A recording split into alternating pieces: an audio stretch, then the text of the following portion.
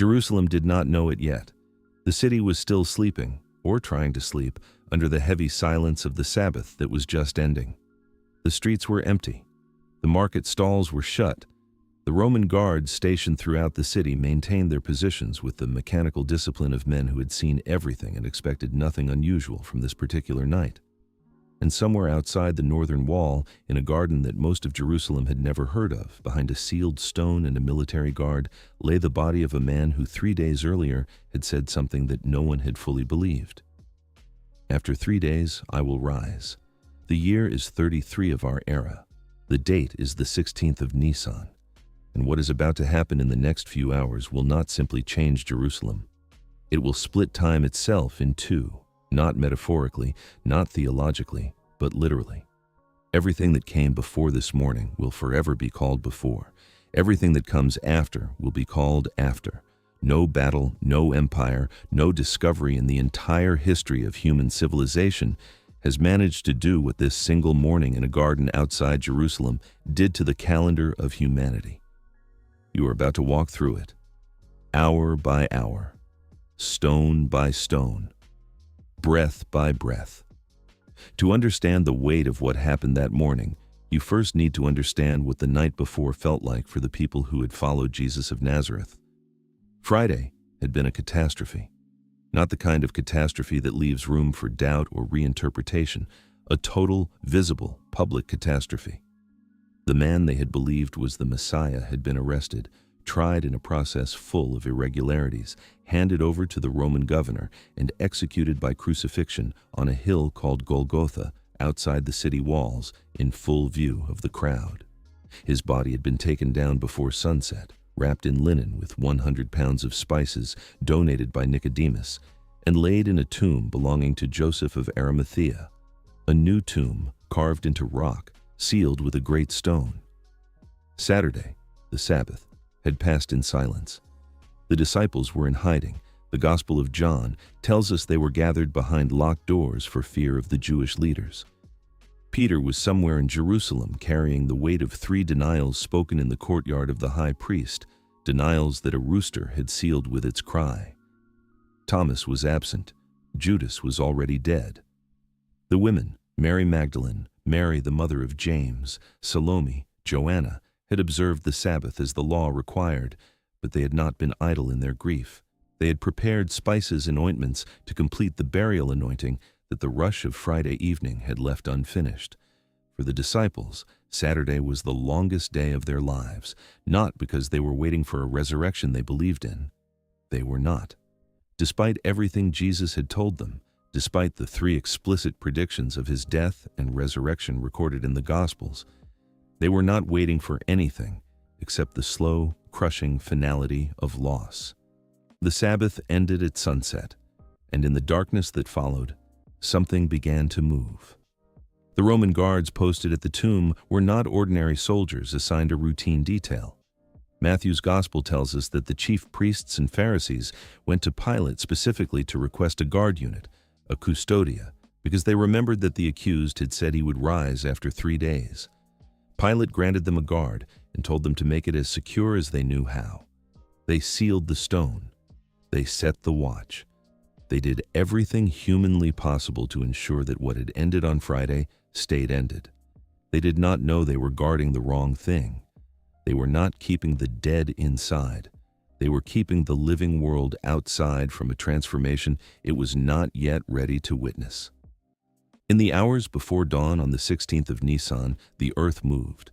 Matthew records it with the same factual brevity he uses throughout his account. And behold, there was a great earthquake. Matthew 28:2. The geological reality of this is not surprising to scholars familiar with the region. The Jordan Valley Fault System, part of the Great African Rift, makes seismic activity in Judea historically well documented. But this earthquake was not random.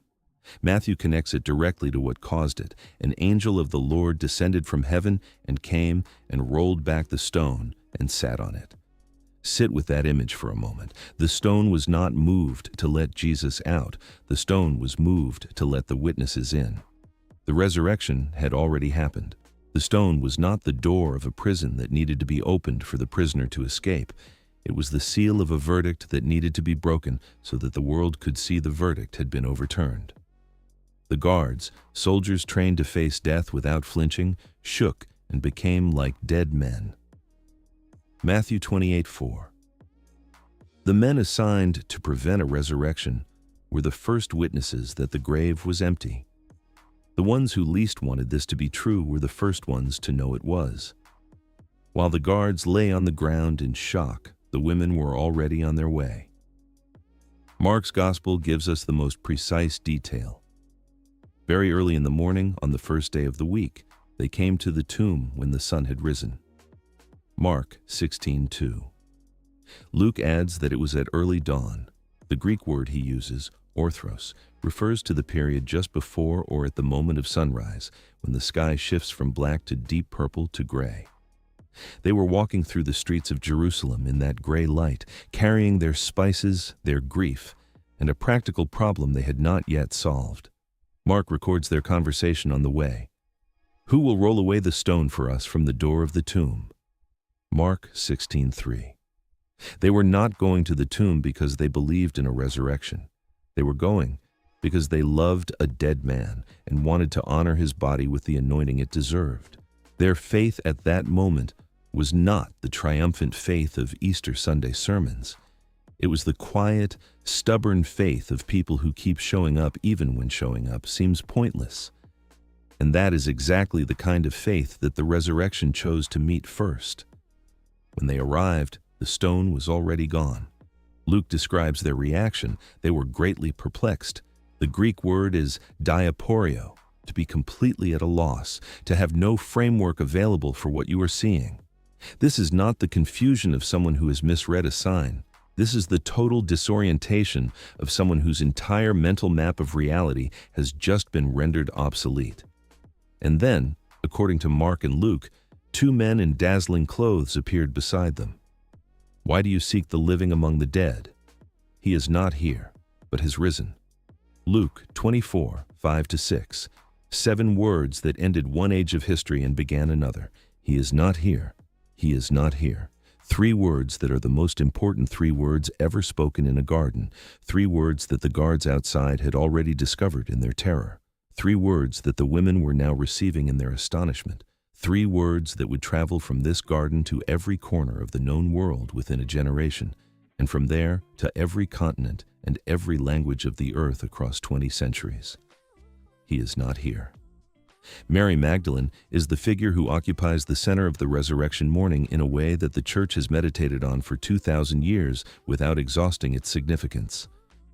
John's Gospel, which gives us the most intimate account of this morning, tells us that Mary had come to the tomb early, still dark, and upon finding the stone removed, had run immediately to tell Simon Peter and the beloved disciple. She did not yet know what had happened. Her interpretation was the most natural one available to her. "They have taken the Lord out of the tomb, and we do not know where they have laid him." John 22. Peter and John ran to the tomb. John, younger and faster, arrived first, looked in, and saw the linen cloths lying there, but he did not go in.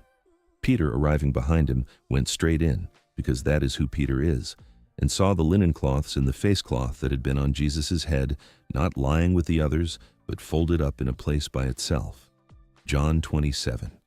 This detail of the folded cloth is one of the most discussed in all resurrection scholarship. A body that had been stolen or moved hastily would not have left neatly folded grave clothes.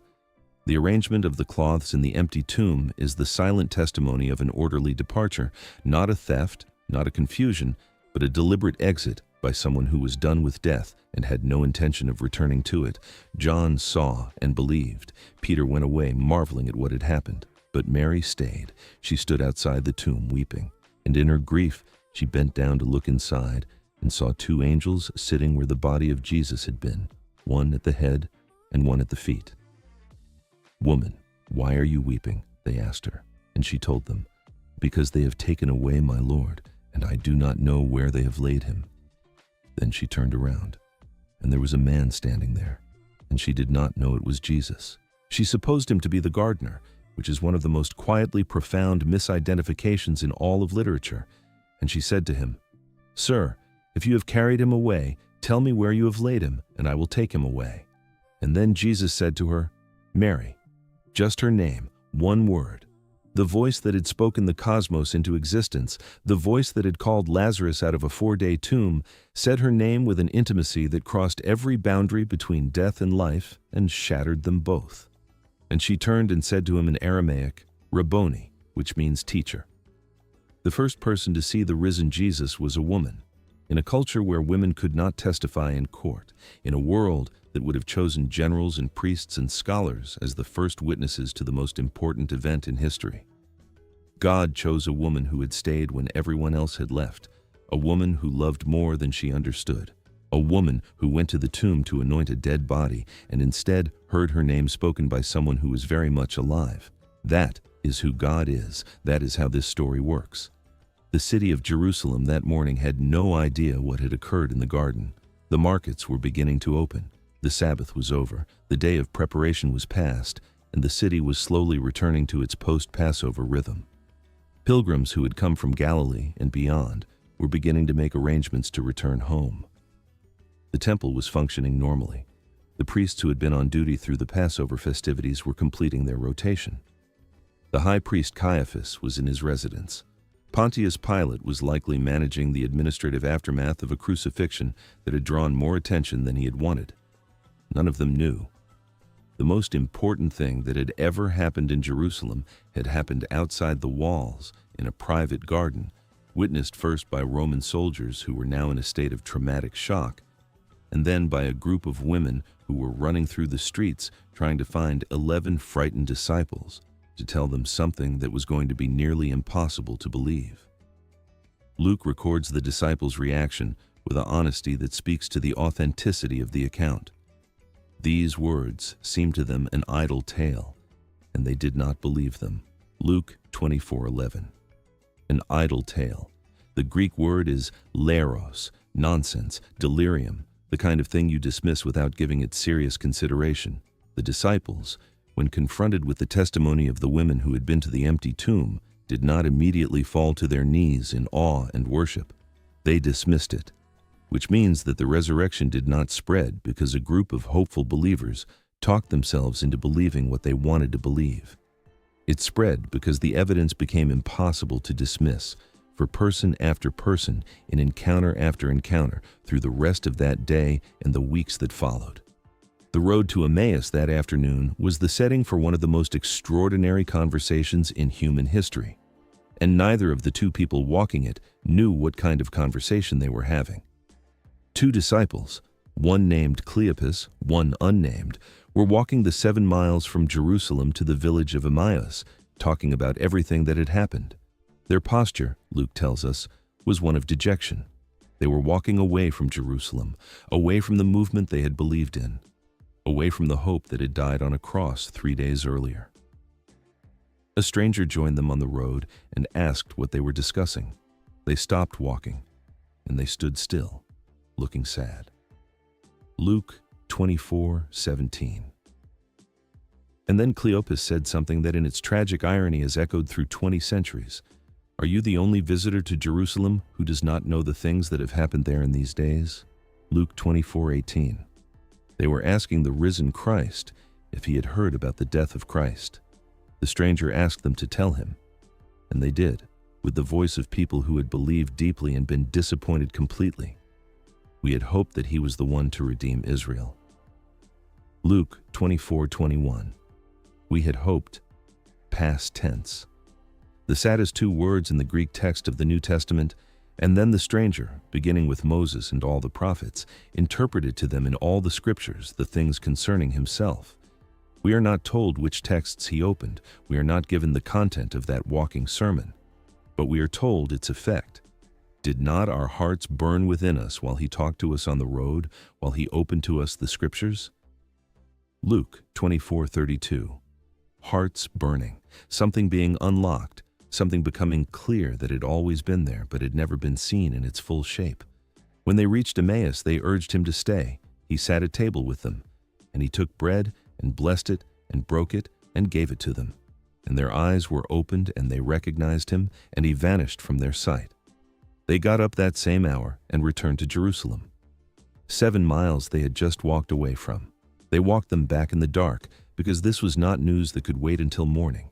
They found the 11 and those with them gathered together, and before they could speak, they were told, "The Lord has risen indeed and has appeared to Simon." Luke 24:34. Peter had seen him. We are not given the account of that encounter in Luke. Paul references it in 1 Corinthians 15:5, but the details belong to something too personal for the text to record. What we know is that the man who had wept bitterly in the courtyard of the high priest, the man who had denied 3 times in the same night he had promised to die for his Lord, that man had been the first of the male disciples to see the risen Jesus. God does not abandon the people who have failed him. God finds them first, and then Jesus himself stood among them, not through a door that opened, not announced by a sound. He stood among them and said, "Peace be with you." Luke 24:36. They were terrified. They thought they were seeing a ghost, and he said to them, "Why are you troubled, and why do doubts arise in your hearts? See my hands and my feet, that it is I myself. Touch me and see. For a spirit does not have flesh and bones as you see that I have." Luke 24:38-39. He showed them his hands and his feet. The wounds were still there, not healed, not erased, but transformed. The marks of the nails were now not the evidence of a defeat, but the credentials of a victory. The risen body of Jesus carried the scars of the cross, because those scars are the eternal signature of what love does when it decides to go all the way. And then, in one of the most humanly tender moments in all the Gospels, the text says, "And while they still disbelieved for joy and were marveling, he said to them, 'Have you anything here to eat?' They gave him a piece of broiled fish, and he took it and ate before them." Luke 24:41-43.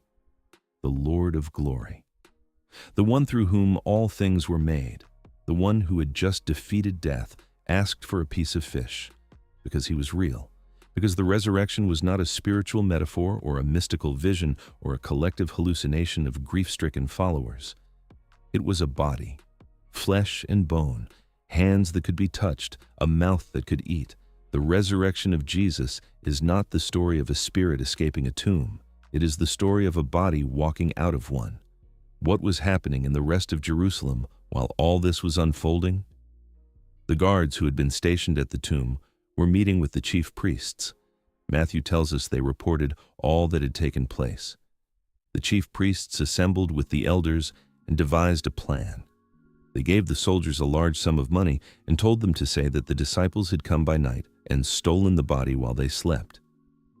Think about what this tells us. The enemies of Jesus, the very people who had arranged his execution and secured the tomb specifically to prevent a false resurrection claim, their response to an empty tomb was not to produce a body, because there was no body to produce. Their response was to pay for a lie.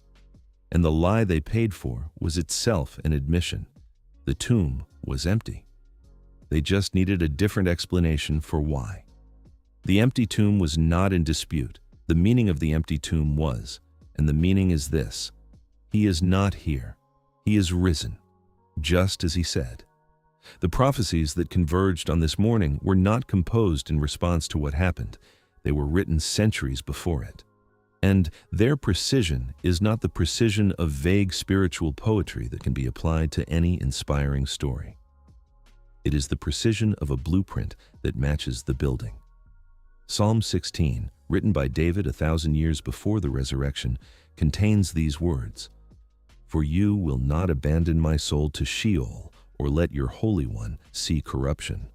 Psalm 16:10.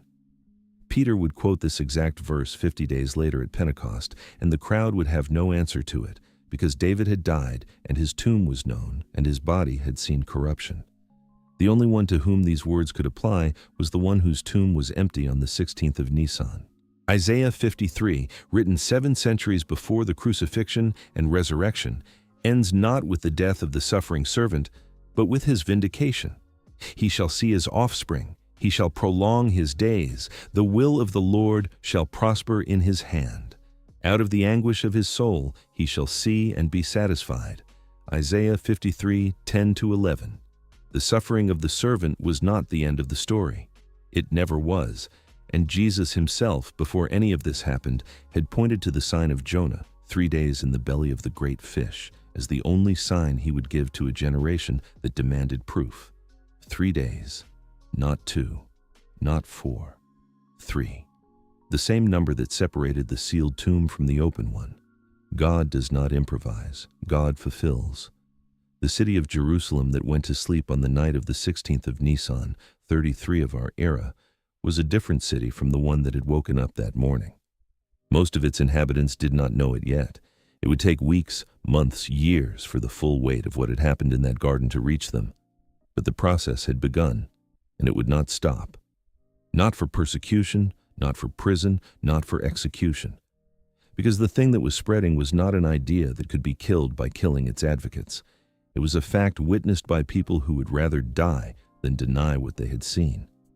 Within weeks in this same city, Peter would stand up before thousands of people, many of whom had been in Jerusalem during the Passover, many of whom had seen or heard of the crucifixion, and announce, "This Jesus, delivered up according to the definite plan and foreknowledge of God, you crucified and killed by the hands of lawless men. God raised him up, loosing the pangs of death, because it was not possible for him to be held by it."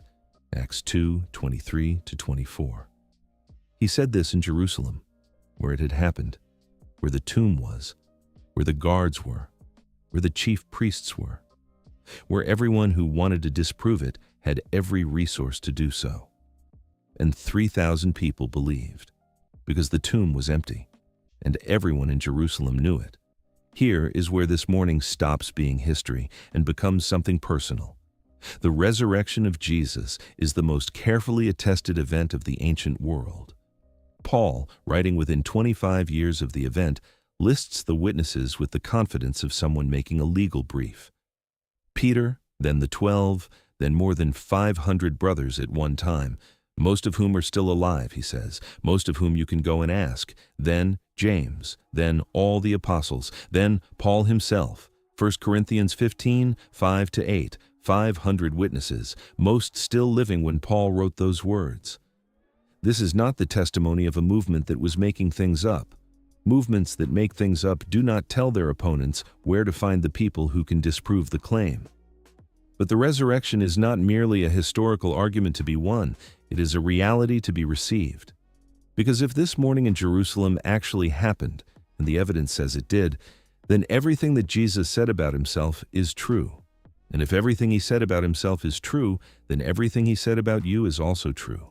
That you are known, that you are loved, that the thing that separated you from the God who made you has been dealt with, not reduced, not managed, not politely overlooked, but fully, finally, and irreversibly dealt with by the only one who had the capacity to deal with it.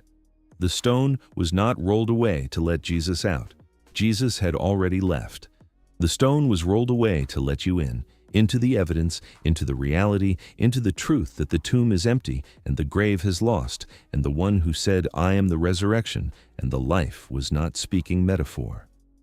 He was speaking fact. Stop here for a moment. Before the CTA, before the subscribe button, before anything else. Is there a moment in your life when the resurrection stopped being a doctrine and became a reality? A moment when the empty tomb reached past the intellectual framework and touched something in you that nothing else had been able to reach. Tell me in the comments. I want to read it. I want this community to hear how the God of Resurrection Morning is still moving in the real lives of real people in the 21st century. Because that is exactly what this morning in Jerusalem announced, that death is not the last word. Not for Jesus, not for Jerusalem, not for you.